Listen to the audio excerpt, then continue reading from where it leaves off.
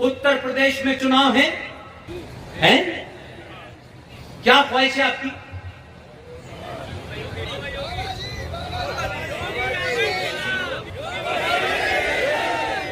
ये ध्यान रखिएगा, सत्ता में उसको बिठाइए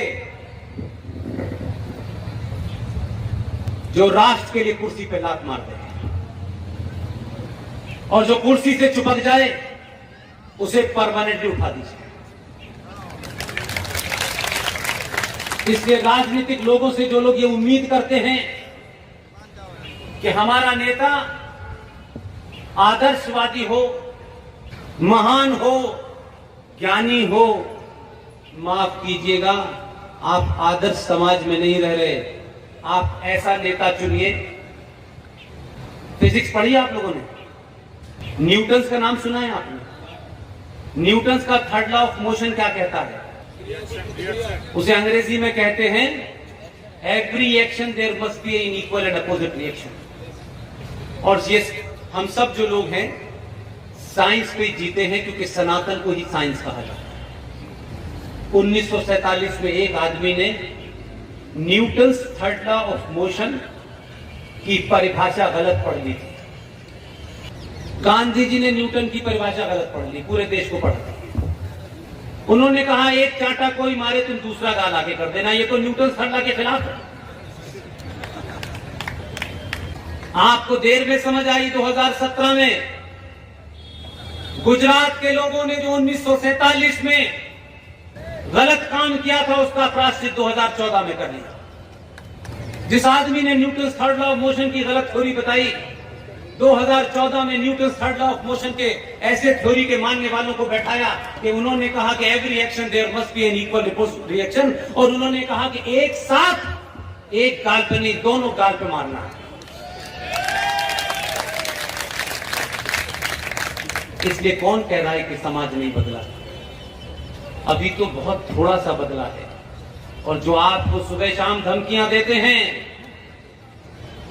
जो ऊंट की पीठ पे खड़े होकर खजूर तोड़ रहे थे,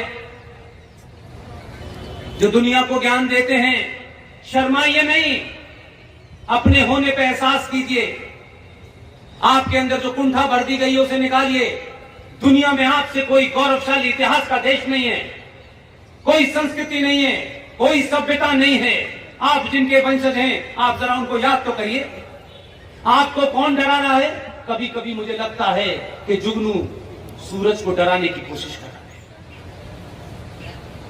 जो कहते हैं हम मुसलमान हैं, तो हमने कब कहा तुम नहीं मुसलमान? दिन रात उन्हें मुसलमान होने का बहुत शौक है। मुसलमान है, मुसलमान है, अल्लाह ने ये किया। अरे ठीक है, किया, अच्छी बात है ना, तो हमसे क्या कह रहे हो? लेकिन एहसान फरामोश है, मक्कार हैं, झूठे हैं। सच बोलना चाहिए उन्हें।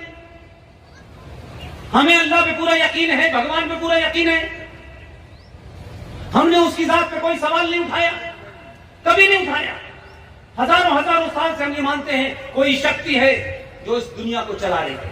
ये सूरज का निकलना, ये पानी का बरसना, ये सूखा पड़ना, ये गेहूं की फसल, ये आम की फसल, ये उसका नजारा है। आप इसे कुछ भी कह लें, हमने एक मिनट के लिए अपने जीवन में इस ब्रह्मांड की शक्तियों पे कभी सवाल नहीं उठाया, और मानते हैं कि जो कुछ भी हो रहा है उसकी मर्जी से हो रहा है। मैं वेदांती जी से मैं समझता हूं कि 1990 में या 92 में मैंने देखा, मैं यहां आया तब भी मुझे पता नहीं था कि मैं आज वेदांती जी से मिलूंगा। ये बड़े आदर्श रहे मेरे, मेरी मर्जी से हुआ ही, मैं अपनी मर्जी से यहां आया हूं, मेरी मर्जी से वेदांती जी यहां आए क्या?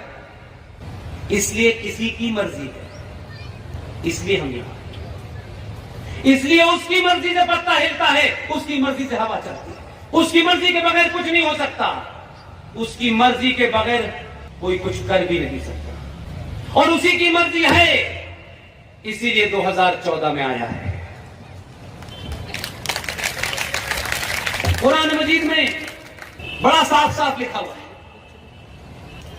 कुछ रूल हैं, कुछ कानून हैं, तुम उन कानून और उसूल और हिदायतों के साथ जमीन पर जाओ और दुनिया में मेरे पैगाम को फैलाओ। लेकिन वो जानते थे, उन्होंने साथ में एक हिदायत और दी। उन्होंने कहा कि मेरी हिदायतों की खिलाफवर्जी की, मेरे बताए रास्ते से तुम हटे, मेरी बातों को अगर तुमने नहीं माना तो मैं इसी धरती पर ऐसे लोग भेजूंगा जो तुम्हें रास्ते पे ले आएंगे। 1400 साल के बाद उन्होंने कहा ये पूरी दुनिया में उत्पात मचा रहे हैं, ईमान से भटक गए हैं, फरेब मक्कारी मुनाफिकत इनके अंदर आ गई है, ये अल्लाह के नाम पे, मस्जिदों के नाम पे जमीनें घेर रहे हैं, ये कब्रों के नाम पे जमीनें घेर रहे हैं, इंसानियत को तार तार कर रहे हैं। उन्होंने 2014 में भेज दिया कि इन्हें सड़क से ढंग से लाइन पे आओ। वो उसी की मर्जी से आया है, इशरत जहां भेजने से और सोहराबुद्दीन भेजने से वो जाएगा नहीं। बहुत समझाया उसने, प्यार से समझाया, अपना नारा बदल लिया, जिसकी बात वेदांती जी कह रहे थे।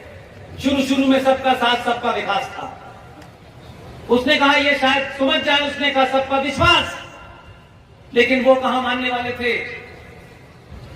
अल्लाह बहुत नाराज था, एक से काम नहीं चलेगा, 19 में दूसरा भेजो। उन्होंने निगाह करी, उन्होंने कहां कहां अत्याचार सबसे ज्यादा हो रहा है, बेईमानी फरेब कहां हो रहा है। जिनका मुसल्लत ईमान था, कंप्लीट ईमान था, वो ईमान वाले बेईमान हो गए। उन्होंने कहा पूरी दुनिया में उत्पात मचा रहे हैं और हिंदुस्तान में एक ही सूबा है जो सबसे बड़ा है। उन्होंने कहा 2017 में यह भी भेजो।